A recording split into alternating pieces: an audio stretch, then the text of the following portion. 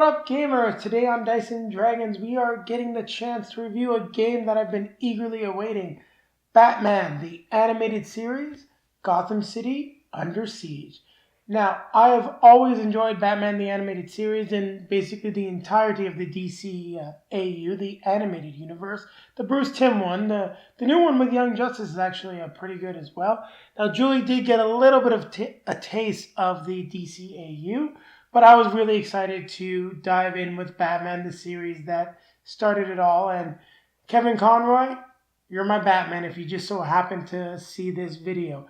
Now, before we go further on, I just want to say that this game is designed by IDW. Sorry, not designed by IDW. It is designed by Richard Lonius and Michael Gigliano.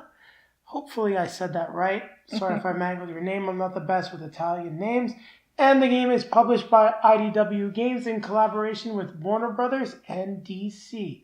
Now, before I tell you just what the game's about, Julie's going to give you some more details about the game itself.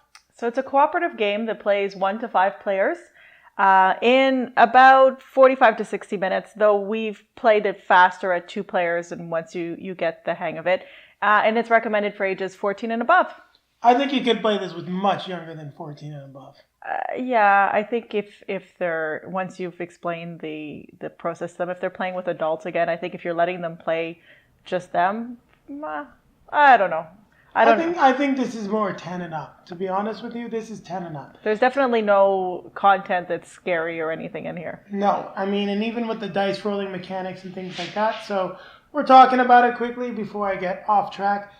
The way the game works, we have Gotham City. You're defending Gotham City. There are 4 sides of the board that you're working to defend. There will be villains around the board.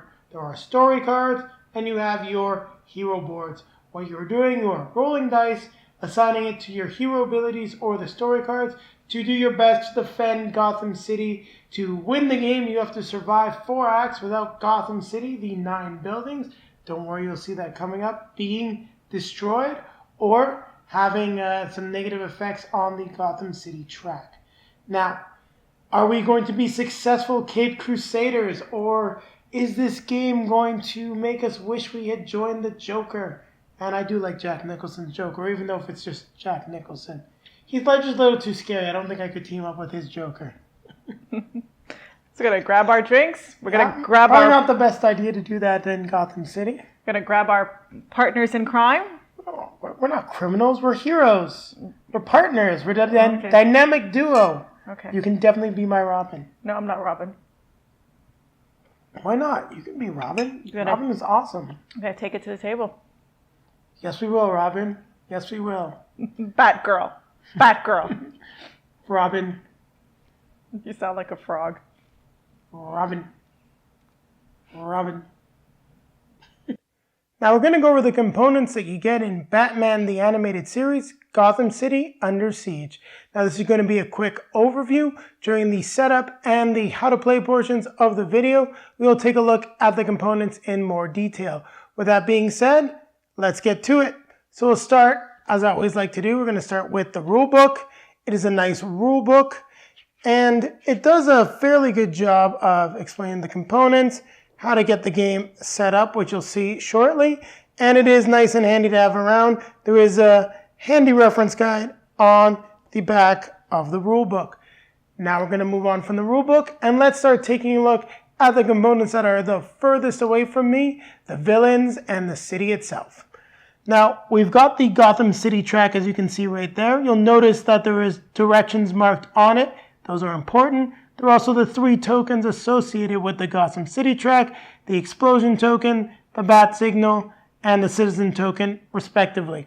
So the Gotham City track is really going to be how you are managing the game and making sure that you do not lose. Now we'll move on to taking a closer look at some of the villains.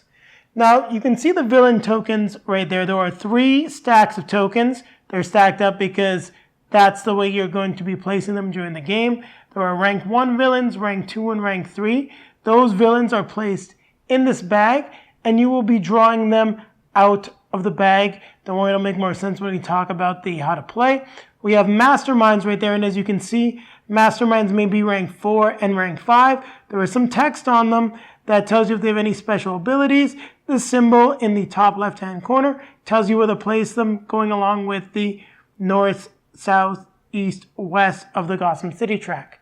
So we've taken a look at the villains, just giving you a quick idea of what you need to do. Their ranks means the amount of damage that you have to do to defeat them. So we'll move on and we'll take a look at Gotham City itself. Now Gotham City is represented by the 9 buildings and these building spaces. There are 12 of them. When we do the setup, you'll see that we're only going to put out 9 because there's 9 buildings, keeping some randomness. However, if a building is destroyed, you will flip over the tile and you will see the negative consequences of letting that happen. So, quick insight into the city. You'll definitely see a lot more of it in the rest of the video. Now let's move on to the acts of the game, because this game is played out in 4 acts. Now we've got Act 1, 2, 3, and 4. Then we've got the story cards associated with each act. Now, each act is the same. You're always going to be facing destructive mobs, but this sort of benefit or negative effect is different on each of these cards, meaning it'll be random every time. There is also a nice variety of story cards, and we'll just flip over some of the ones for Act 1, like Protecting the Innocent. You also have Gripped by Fear. Of course, we've got Scarecrow. So that just gives you a little taste. You'll see and learn more about the story cards as we get into the how to play. Now let's take a look at some of the other components. We'll start with the bonus die and the act leader token. Now the bonus die can be gained during the game, and the act leader token will move between heroes. It is the act leader that is able to use any special benefit that shows up on the act cards. Now, take a look at those things. So we only have one class of components left to take a look at, and those are the heroes. So let's take a look at those. You've got your 5 hero boards, as it's a 5-player game. Batman, Robin, Batgirl, Catwoman, Commissioner Gordon. You notice that each hero has their own set of dice with the corresponding colors. Each hero also has their own miniatures. So if you like to paint minis, this is definitely a good thing. You also have 2 tokens, which represents your hero's special abilities. Now, once tokens are spent, they cannot be reacquired very easily. And then you have each player's skill deck. So, we've taken a quick look at it. We've reviewed the components for Batman, the animated series, Gotham City Under Siege. So we're going to swing from rooftop to rooftop, much like Batman and Robin, and we'll be back with our how to play and the setup of the game. Now we're going to set up Batman, the animated series, Gotham City Under Siege. Now we are going to go through the setup as well as the act phase, and the first thing we're going to do is finish setting up the villains. I already put most of them in the bag, as you can see. That's why I just had a few out. We're going to drop them into our bag. I'm going to give it a good shake, and then I'm just going to pull the bag tight, and I'm going to take it off camera because it's only going to get in the way as we have to build Gotham City. Now, the next thing we're going to do is pick out our act. So I'm going to shuffle up the act cards, and we're going to pick one. Let's see what the top one we got here is. All right, we've got destructive mobs, and they are all destructive mobs. This doesn't change from act to act. Here we can see the number of heroes set up, how many story cards, how many masterminds, how many villains, and in this case, this is the act leader that may trigger this ability now or never. You may discard the top skill card from your deck to gain 1 bonus die this act. It's pretty cool. We'll place this underneath the Gotham City track, and these will be discarded as we won't be needing them. Now, we're going to need 2 masterminds, and I want to give myself some room, so I'll just quickly shuffle up the masterminds, and I'm going to put them actually just off to the side here. I was thinking about dealing them out, but you know what? That does potentially affect the gameplay. So let's focus on building the city. Now, to build the city, what we need to do is shuffle up our 12 city tiles. We are only going to be using 9 of them. So 3 of them will end up going back to the box. Just so you can get a closer look at a city tile, you may get things like empty building, which is very lucky for the heroes. The other thing you may get is 1 explosion and 1 casualty. And this works well. It leads into setting up the Gotham City track, where explosions start at 5, bat signals at 2, and citizens at 8. It would mean at this point you would have to move casualties down by 1, explosions by 1. If either of these tracks hit 0, the heroes lose the game, or if the heroes are wounded twice. Now, continue shuffling this up, and then I'm just going to deal out 9 cards, and we're going to build our city. We got 1, 2, 3, 4, 5, 6, 7, 8, 9. The 3 cards left. They are discarded back into the box. I'm going to slowly build the city. I want to try to give myself as much room as possible. Now the game does recommend leaving about 1 inch apart, but as you can see, we're a little pressed for space right here. And doing my best to build the city. I'll probably slide some things down, actually move some stuff around to get the most amount of room possible. But let's see how this works for the moment.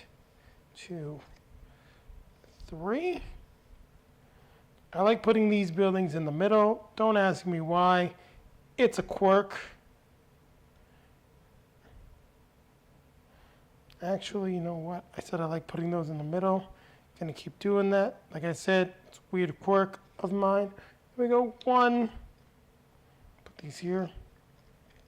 2 and 3. Now this is roughly what they recommend with regards to setting up the city. You want to leave about 1 inch apart.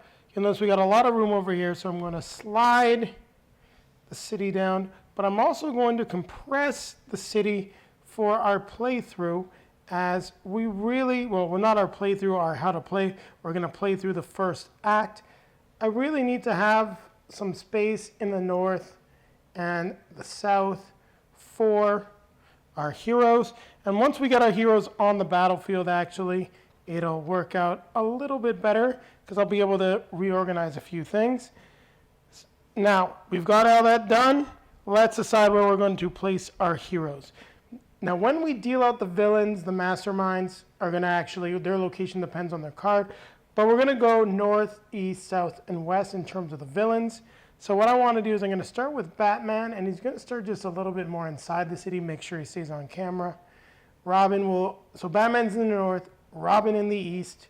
Now let's deal out our top 2 masterminds and see where they're going to go. So in the east, we get Killer Croc, and we've got the Sewer King. Wow, that's actually a little different. We end up with 2 villains in the east. Not villains, masterminds. And notice that for Killer Croc, when Killer Croc appears, each healthy hero on this battlefield must roll a die. On a 1 or 2, they are wounded. It may not go well for our heroes. He rolls a 2, so we're going to actually start out the game with Robin wounded, which is not going to be too much fun, but heck, you know what? It's part of the game. We're going to shuffle up our cards, and to set up our heroes, we then draw our top 2 skill cards, and we get to decide which one we want to keep.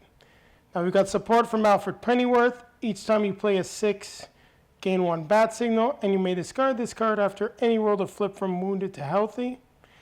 And the Boy Wonder is nice. Each time another hero places a die on a story card, roll a bonus die, and you may place the bonus die on the story card if able to.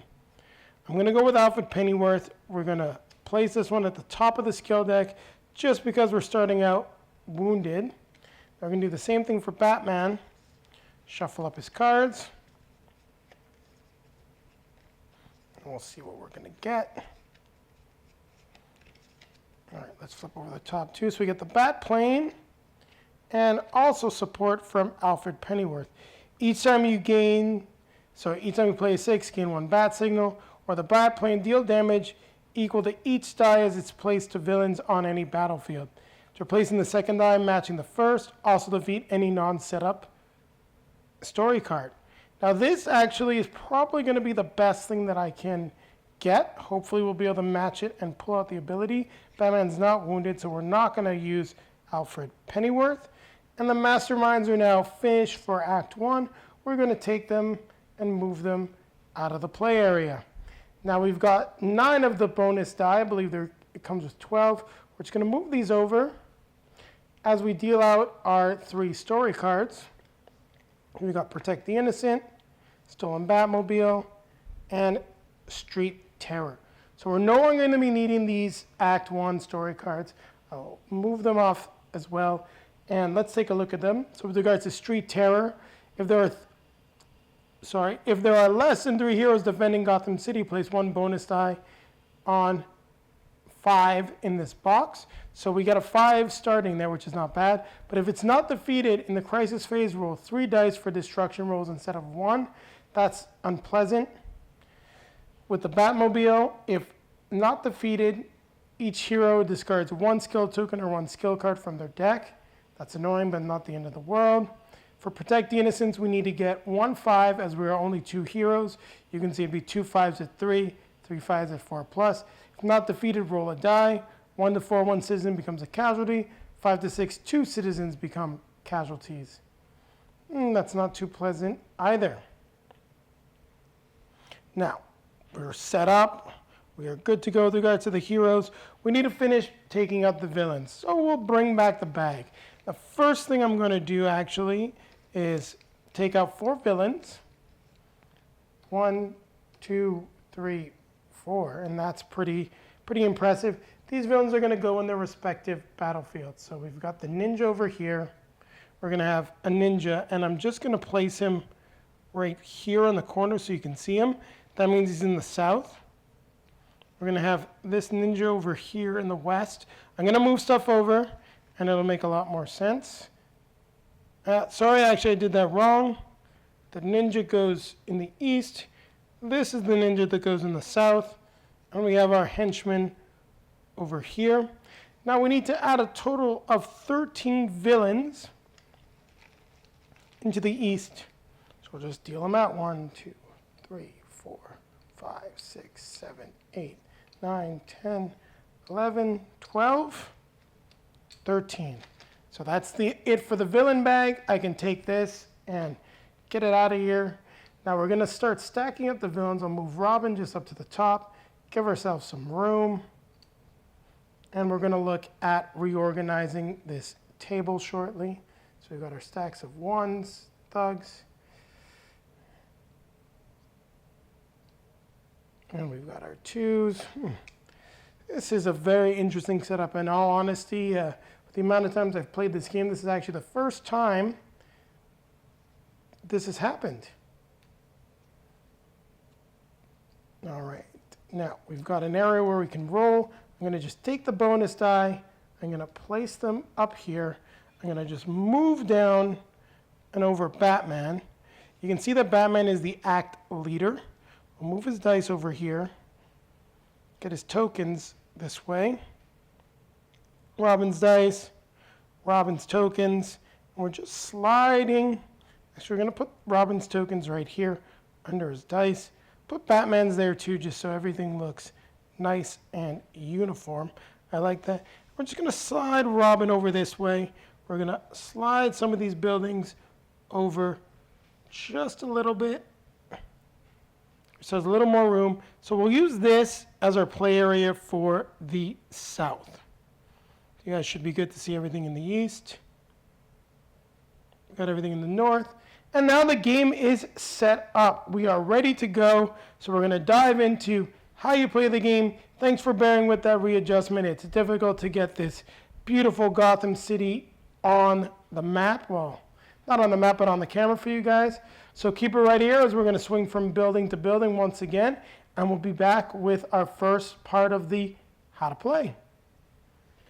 Now we're going to take a look at how you play Batman the Animated Series, Gotham City Under Siege. So if you've gone ahead and completed a 2-player or single-player setup, when you're playing a single-player game, you do need 2 heroes. So if you're wondering why Robin is wounded, we went through the act phase, got all the villains out, and we're ready to play. We've got a nice area to roll some dice. And let's see what we can do. Hopefully we'll be able to defeat all of these villains. Now the first thing Batman is going to do is I'm going to use my Act Leader power to use Now or Never.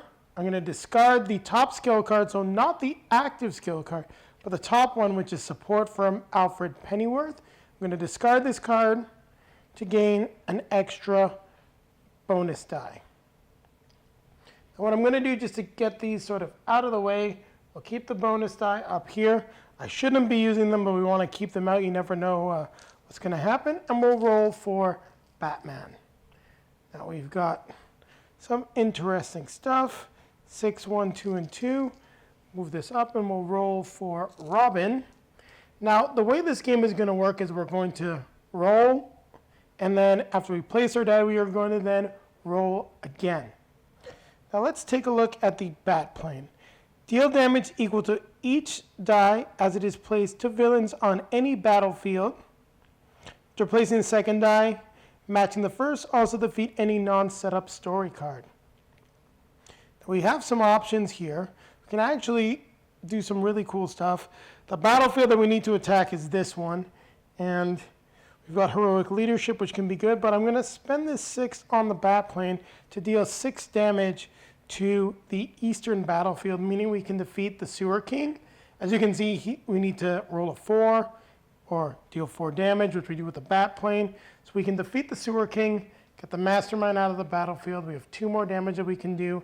In this case, we're going to defeat the Henchman. Now, Robin can actually help us out by spending a bat signal, and we're doing that because you can either take a die and move it up 1, or down 1 if you'd like. So this 5 can become a 6 or a 4. In this case, we're going to move it to a 6. Which means we once again get to deal 6 damage to any battlefield, which will deal to this one. We want to get rid of stuff. So 6 damage lets us get rid of both of the ninjas. Killer Croc would be nice, but we've got some other things that we can do to get rid of him, actually. Now, on our turn, we are only able to place 1 die. So now these dice are going back essentially into our die pool, all of the dice here, and we're going to roll again. But before that, I'm going to throw Batman's Batarang. And we'll take a quick look at the hero cards so you can see some of the different abilities. In this case, on Batman's hero card, you've got I Am Batman, his special ability that he can do. Notice how if he's wounded, he cannot do it. Also, the abilities change depending on what side you're on. Now, I don't want to go over everything that he can do, so we're going to go over the stuff as we play it. Now, in this case, it's throw Batarang. So once per activate hero step, so only 1 time per hero step, which is what we're on right now. Batman may discard 1 of his tokens to throw his Batarang, ricocheting it around the battlefields, defeating the highest ranked villain on each battlefield, including his own. So we'll take the Batarang, we'll throw it. What that lets us do is we can defeat Killer Croc, the ninja, the henchman, and the other ninja. So by throwing that Batarang, we've now taken out a large chunk of the villains, meaning we only have this area left to deal with. We have a few story cards, and we're almost forgetting here that we can resolve the bat plane, and we can discard any one of these cards because we've completed it, so we can discard a non-setup story card. This counts as your setup story card. That's what you can't discard. Now this is going to take 2 dice. This will only take 1. We're not sure how many this will take. Actually, I want to get rid of Street Terror. It is the most dangerous. So the bat plane will let us get rid of this story card. All in all, not a bad first turn. We spent a lot, but we did a lot. So we'll roll our dice. And we've got 2s, 3s, 1s, 5s. And you'll notice here that I'd love to place this 5 right here, but it is hero dice only. And if we do not defeat it during the crisis phase, which will be the next phase, we'll defeat 1 building. Now this 5 is perfectly good, so we'll use it to resolve Protect the Innocent. Now, what the game says to do is when you complete a story card, you can just exhaust it, turn it sideways. I'm just going to bring Street Terror back. Now the reason why I took it off camera to give us a little bit more room. But with regards to defeating a non-setup story card, you may actually get a benefit from defeating a card. Now let's take a quick look at the Act 1 cards here. Let's see if there's anything that gives us a benefit. See, right now in this Act 1, there is nothing that would give us a benefit. There are some story cards that would make us draw another story card.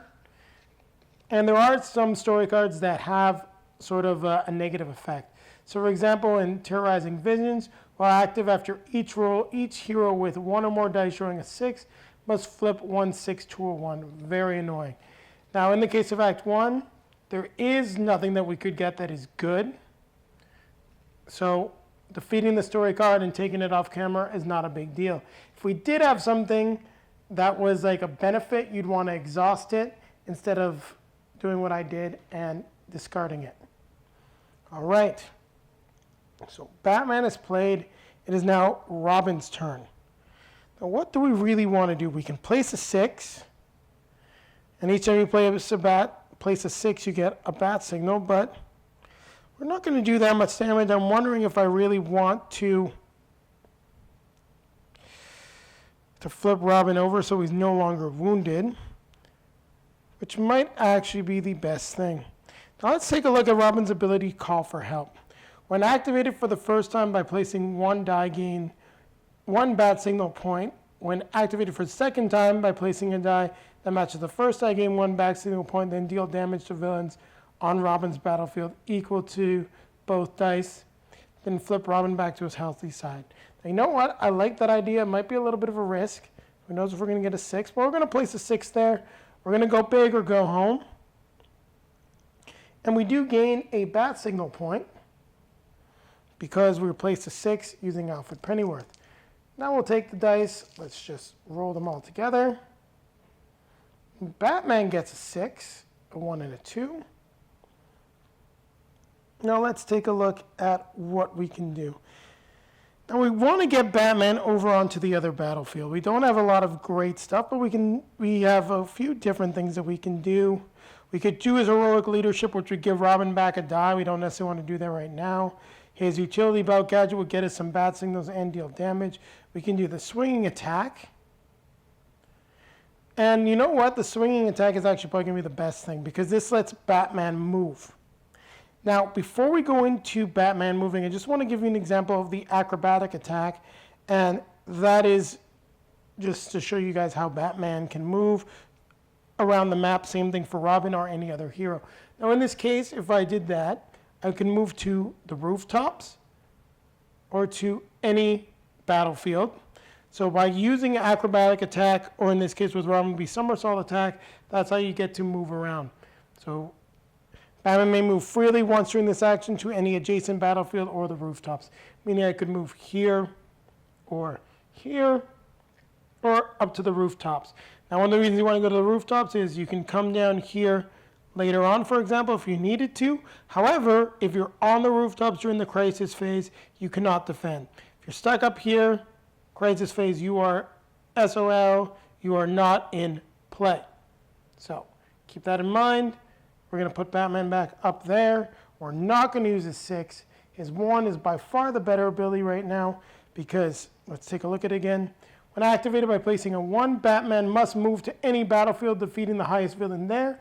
Then Batman deals 8 damage. That's just a whopping amount of damage. We're way set up to do this. So we're going to move. We defeat the highest villain on the battlefield, which is the 2. He's gone. And then we deal a total of 8 damage, so we can get rid of the other 2. And we can get rid of 6 villains. 1, 2, 3, 4, 5, 6. Now we're doing a good job here. We've just about cleaned up this act. But we still have to take care of destructive mobs and the stolen Batmobiles. So hopefully we'll get to do that. Now this is great. Robin got a 6. And a 1, which is going to be interesting, actually. We actually might not be able to do that, but in retrospect, putting the 6 here is probably not the best idea, but in any case, we're going to use the call for help. will gain another bat signal. Robin will then flip over to his healthy side. Now these dice are still spent because we did use them. So I'm just going to place them here. And from what I've understood from the rules, Robin's not able to use this ability because we just did the top ability. We're able to deal a total of 12 damage that just wipes out all of the thugs. And now it puts us in a position to fix the stolen Batmobile. We'll go with the 1. I think it's the best that we can do. And don't forget, we got another bat signal, putting it up at the 4. And I apologize, guys. I did slide that down for an example there. The track was supposed to be at 8 and 5. So let's roll the last 2 dice. What do we get? We get a 5, which is good, but we do not get the 4, unfortunately. Sorry, we do not get the 1. But at least we resolved destructive mobs, so we're going to have a negative effect from the stolen Batmobile, as we were not able to resolve it. Now, it is possible to spend the bat signals to go all the way down, but I would much rather have the bat signals than necessarily not discarding the card. I'm not sure if we're allowed to spend that many, because, for example, you could technically spend 1, 2, 3 to go from 4 to 3 to 2 to 1, which would be 3 of them, leaving us with only 1 left. But it would prevent us from discarding a skill card, as there are only 4 acts. This is not such a bad story card to have not resolved, which is what I'm going to leave for this case. Fortunately, Robin doesn't have any cool abilities that we want to do. And just before we move on to the crisis phase, I wanted to showcase Robin's abilities. So for example, you've got the double team attack that he can do when he's on another battlefield with another hero. The whirling kick is a great one where you need to roll a 2. And Robin's special ability is loyal sidekick, meaning once each die roll, so not each active hero step, he can move freely to any battlefield where there's another hero. So in this case, for example, if Robin had been all the way over here, and I just tapped the building, he could have moved to join Batman. Now, we're going to go into the... Oh, actually, you know what? I was not correct. We actually do need to do a bat signal. This destructive mobs takes 2, not 1. So there we go. We spend the last die properly. We are able to defeat it. We did have to spend 1 bat signal. The only thing we weren't able to defeat was the stolen Batmobile. Now, both of our heroes are on the east battlefield. There is really nothing for us to fight. So what we're going to do is we're going to skip this crisis phase, and we're going to just resolve everything we have right here. And I will set up a fake crisis phase, focusing on where we've got the most room, which is the east and the west. And we'll go through what that actually looks like before we get to our review. Now, we defeated Protect the Innocent, so we will then take that off. The stolen Batmobile we did not defeat. We're going to get back all of our dice. I'm just going to place it on the hero cards. The Act Leader token will be moving over to Robin. We no longer have destructive mobs. We successfully completed it. That will go away as well. And because of the stolen Batmobile, we're going to have to choose what we discard. These cards automatically go to the discard because they were used. Now in this case, I want to discard a skill card, not necessarily a token. As you can see, we have 4, so we've got a couple more acts, not that bad. I'm going to shuffle them up, flip over the card, discard it. Unfortunately, this is Guardians of Gotham, one of my favorite. You may either give 1 bonus die to 2 different heroes, or move the citizen token 1 space to the right. That gets discarded. Goes to Robin. We'll do the same thing. Shuffle it up. And I'm shuffling it because it makes it just a little bit harder. Discard the top one, so the dynamic duo. Another really good one. You and 1 other hero gain 1 bonus die. Getting rid of the stuff that will let us do more. That is definitely a pain. We're now done with this. We can discard it. Place this die back up here. We will then grab Gotham City Under Siege Act 2. Shuffle it up because we're going back into the act phase. You then flip over the card. Get rid of these ones. So let's take a look. Number of heroes 2, story cards 4, masterminds 1, villains 2. Now, this story card has an effect. As you can see, while active, reroll any 6s rolled during the roll dice step of the hero phase. If not defeated, destroy 2 buildings. Lucky break, you may place 8 random villains to discard 1 story card in play. So let's just go through the setup for this, actually, at least with regards to the story cards. Now we get an extra 10 random villains. We'd have Criminals Run Wild, another Criminals Run Wild, we'll slide this down, and the Gas Attack. So we've now done it, we've set up, and we're ready to go for Act 2. We would just have to set up the masterminds, and you're supposed to shuffle the masterminds, but I'm not going to shuffle the guys that I already took out. We'll just flip one over. We get the Red Claw, which will be in the east. And then we just need to deal out the villains, which I don't want to do because that takes a little bit more time. But you guys can see what we're doing, how we're going to go into the act phase. And what I'll do is I'll set up a fake version of this scenario with the crisis phase to teach you guys that. And then we'll get out of here and go on to a review of the game.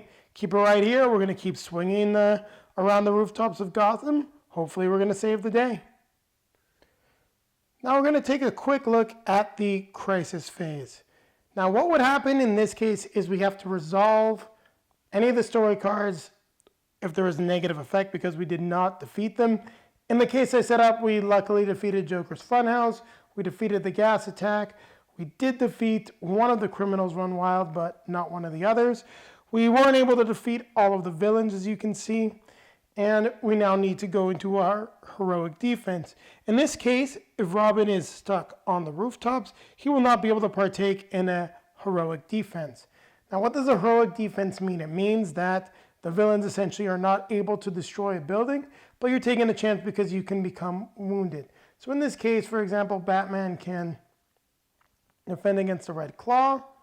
You have to take a die and then roll. On a roll of 1, we are wounded. Any other roll, we're able to deal damage to that mastermind. However, Red Claw is a 4. If we do not deal 4 damage, they will not be defeated. So in this case, it worked out well. Batman was able to defeat Red Claw. So we defeated the villain. Now, if this was us defending, standing on top of a stack of villains with a roll of 5, we would then get rid of 5 thugs. And in that case, that would have almost taken out the entire stack. Any villains that are not defeated do carry over to the next phase. However, in this case, we'll see what happens because in Criminals Run Wild, if not defeated, 1 citizen becomes a casualty. So we do get a casualty, for example, here. And heroes fighting active villain stacks become wounded on any odd number roll, meaning Batman would become wounded. Now, when performing a heroic defense in the crisis phase, you may reroll your attack die 1 time. I could do that, but it's not that big of a deal becoming wounded per se.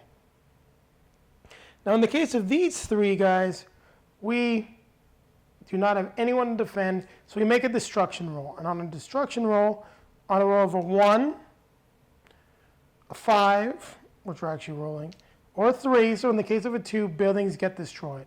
So any odds rolled buildings will get destroyed. So in this case, the 1 on the 5 rolled on this side, meaning we're going to destroy 2 buildings.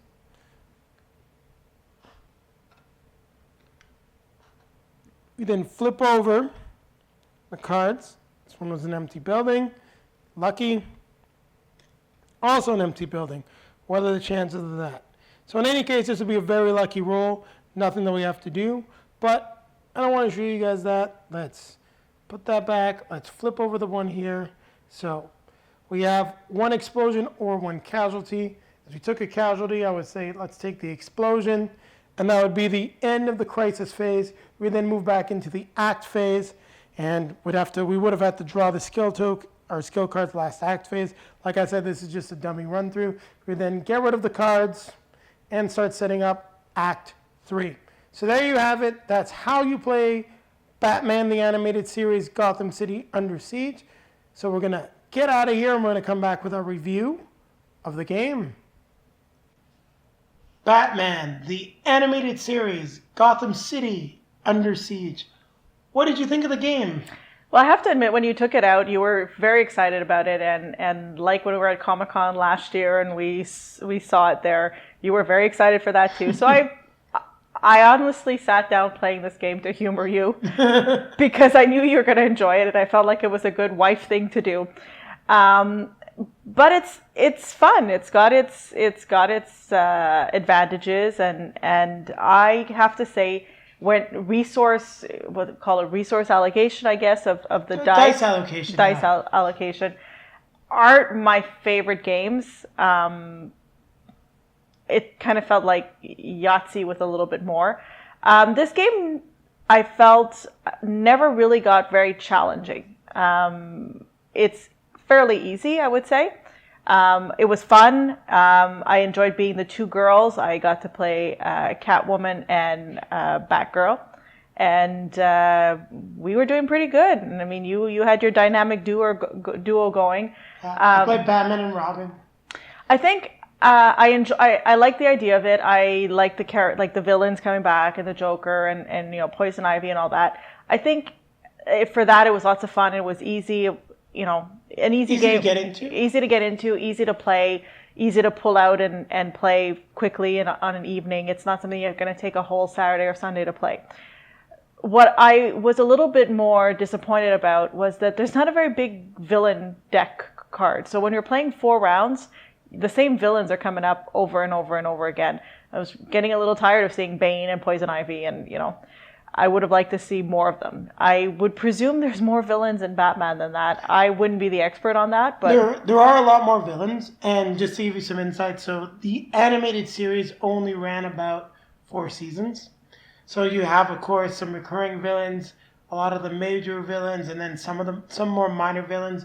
Guys only show up for a couple of episodes. There are definitely a lot more villains, like one that I can think of off the top of my head that I don't remember seeing actually is Mr. Freeze. Yeah, he's in here. He's in here? But we didn't see Firefly then. I don't think so, no. No, so there are definitely some Batman villains that aren't in here. So that was my one disappointment, because you play 4 rounds, the same villains keep coming back. But I mean, it's not a big deal. It just felt like there wasn't a lot of depth to the game.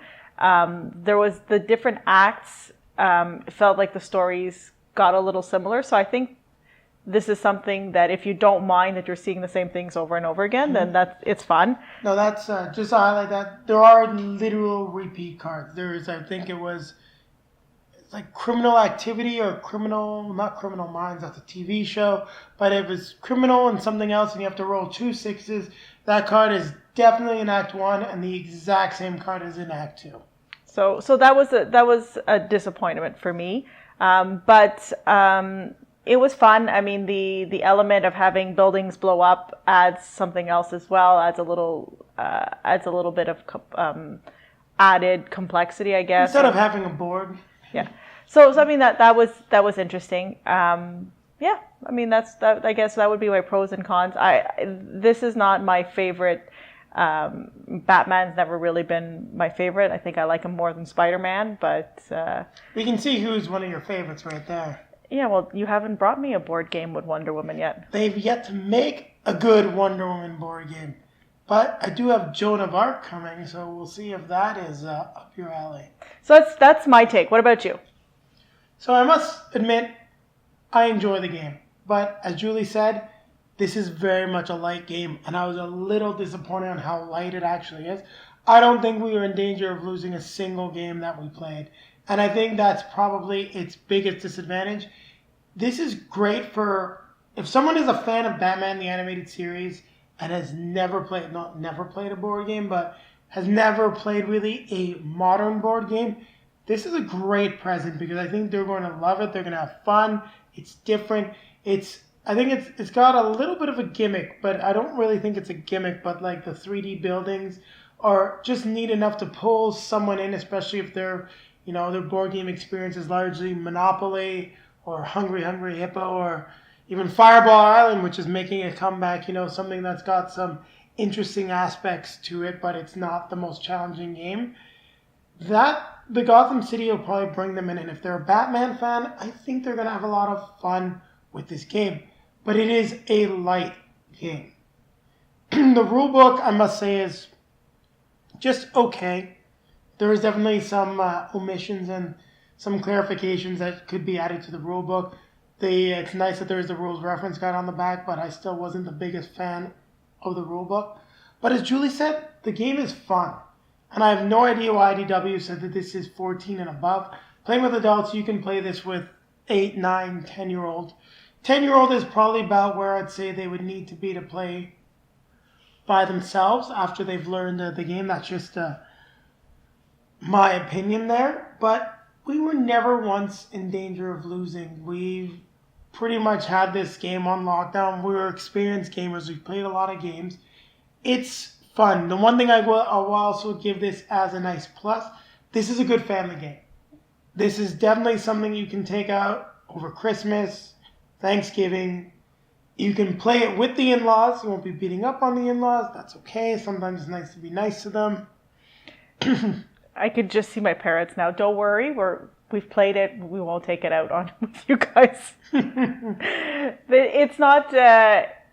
Your mom would love this game. She likes throwing dice and placing stuff. And there are some people, and I'll use my parents as an example because they've told me repeatedly that like to learn a game and then get to play it until they're bored of it. And we definitely, by the nature of trying to bring you some interesting content that you like, are trying out new games weekly, if not a couple times a week, so that we can bring you the best content for the fresh games that are out there.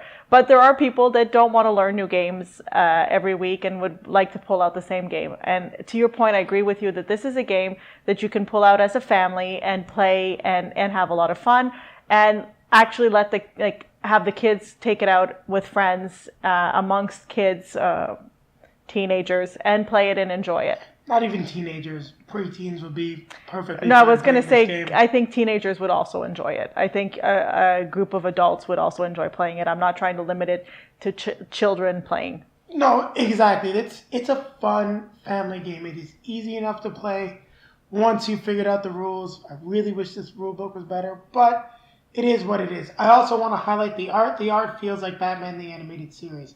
So if you grew up with the show, it definitely has everything you want for that feel. And you do feel like Batman. The characters feel like heroes. They're powerful. You're punching thugs. You're knocking people down. You're rolling dice. You're saving the day. You can make heroic defenses and kick the crap out of villains as well. I mean, that's the really nice thing about the game, is that it's got a great feel to it. It's fun to play. It's easy to play. And it's not that difficult to take out and set up. The con is, if you play games like we have, like Descent, Dragonfire, Shadowrun Crossfire, this is a very easy co-op because you're used to thinking about dice. Well, not dice maximization, but resource maximization and making sure that every turn you're doing the most things that you can. And playing cooperatively together. I think we could have not tried to help each other out and probably still won. No, that's true. You can definitely probably loan shark this a bit, and you might only survive with one building, but you're still a good chance that you're going to survive. Yeah. So that being said, excuse me, what is your score for the game? I think 6.5. 6.5? Yeah, I think if it had a little bit more depth to it, or you could add a little bit more mechanisms of complexity to it, I think it might be a little bit higher. But I still thought it was fun. I still enjoyed it. I didn't mind. I mean, we played it a whole evening, and we had fun. No, I'm going to give this a 7 because I think there's a good core concept here. There's definitely some room for some cool expansions. I think they've got definitely something with this game. The price point isn't too bad. It goes for about $33 to $35 US.